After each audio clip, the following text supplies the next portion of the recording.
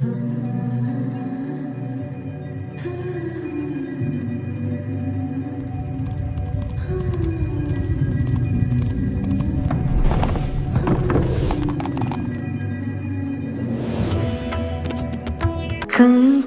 છાટી કંકોતરી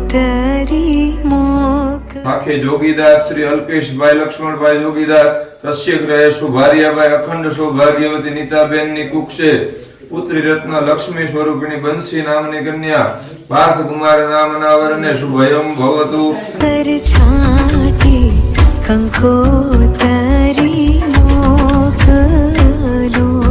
એમાં લખજો પિયુજી ના નામ